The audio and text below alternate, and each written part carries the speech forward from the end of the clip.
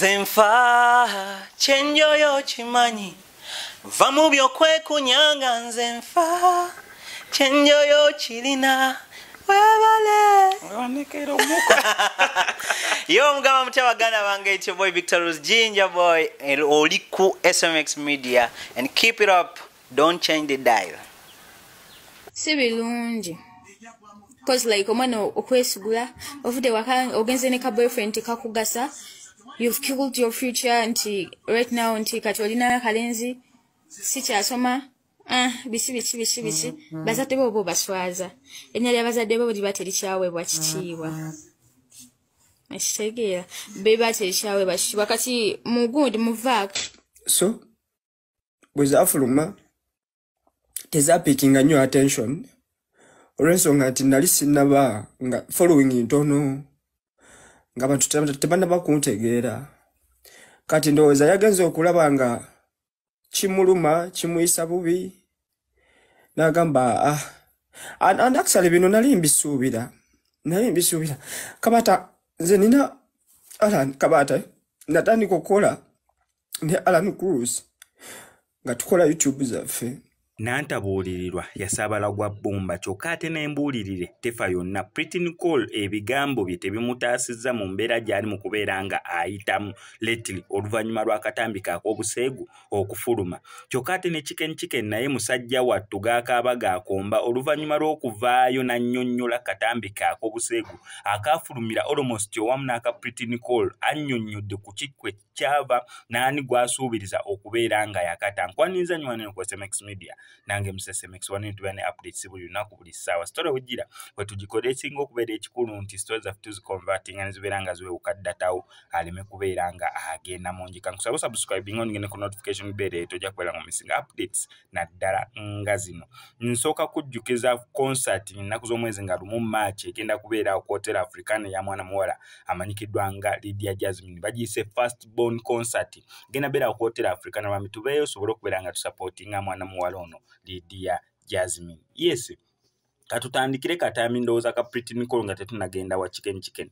Pretty Nicole yakolanga bu video bongi era obumu ku bwo butandise okubeera nga babujjayo okubeera nga babu reflectinga ku mbeera eriwo lately oluvannyuma lw'akatambi ak'obuseegu okuvaayo mu public neera mukazi wattu yejjusa olw'ekikolwa ekyo. However, munnange omuntu oyinza okubeera awo ne bagamba kineeno yakikolako yayogerako ko bw'ati yagambako bw'ati nzijukira lwe yakola kineeno ekintu. So ne Pretty Nicole obutambi obufaanaganako nga buno buli mu kubeera nga buvaayo not mbu yakabeera nga abukola naye obutambi obwo obumu babu reflecting okuva mu history bwazze ng'akola ebintu byazze ng'akola kati ate nga babukomyawo okubeera nga babiitinga embeera gyali mu kubeera nga ayitamu. Akatambi kankakuwe naawe okeebulirireko nanti mumanyi embuulirire tefa yonna ne nantabuulirirwa yasaabala gwa bbumba oba engero nzijjawa naye ng'akatambi keekano.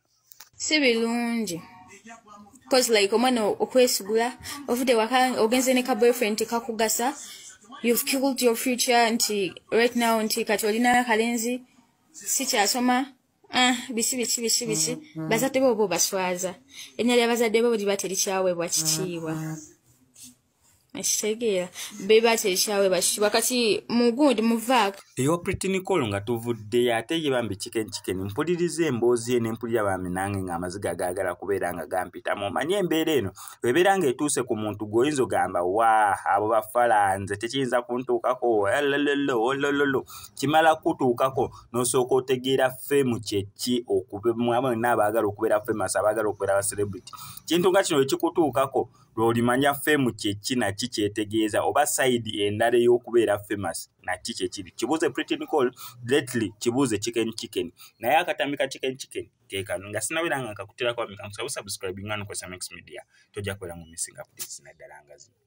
So bwezafuluma tezapikinga nnyo attention olw'ensonga nti nali sinnaba nga following ntono nga bantu tebannaba kuntegeera kati ndowooza yagenze okulaba nga kimuluma kimuyisa bubi n'agamba and actually bino nali mbisuubira kabata nze nina Alan kabata natandika okukola ne Alan Cruz nga tukola YouTube zaffe abantu bangi bampita ne TV ezenjawulo zampita ne zingamba tutandika okukola nabo nga baagala nve wa Alani ngene tandika okukola nabo kati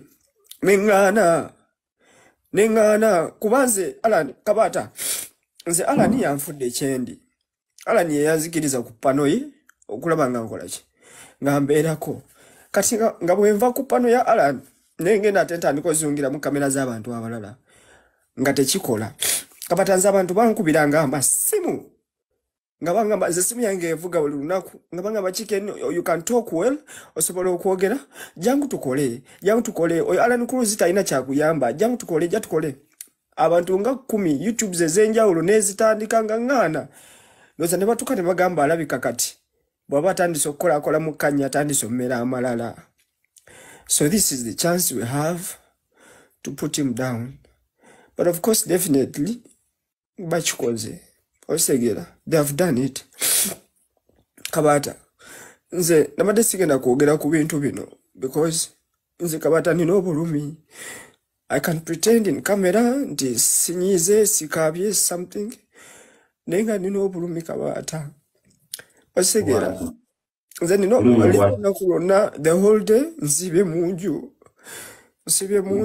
nenga ekinsibya munju it's because sagala kutambula. I don't want to move.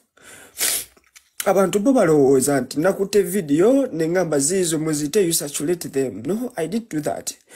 Ebintu byaliwo for the past time nabikola okweyiya nga ffena bwe tweyiya mu bulamu bw'ensi nenfuna makasente. In fact nakasente ako ke nafuna by the way ke kanyambako n'okufuna enju gye nasookeramu by then.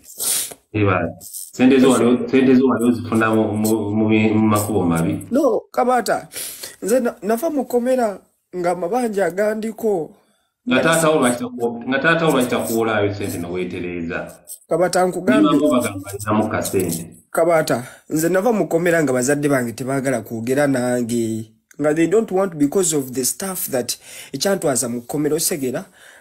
Atugambe abazadde be bakusindikiriza mwene embeera kati ekukabya amaziga tewandikoze vidiyo ezo senga abazadde bo baakubeererawo ng'obudde mukomera.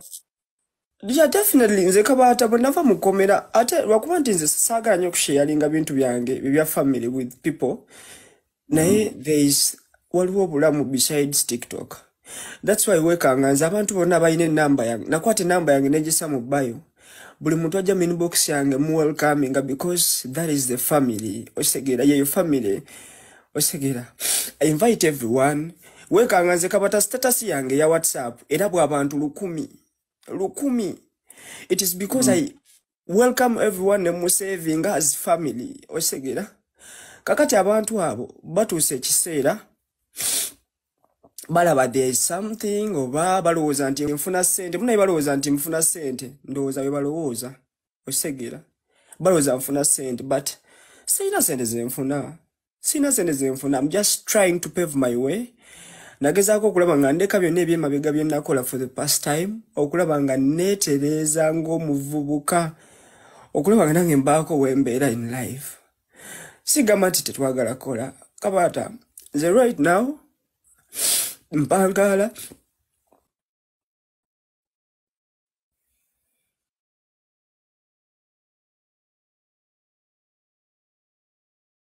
nembeerawo because right now TikTok enyambako nenfuna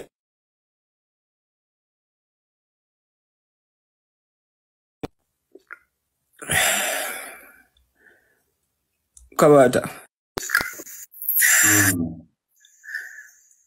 Kabata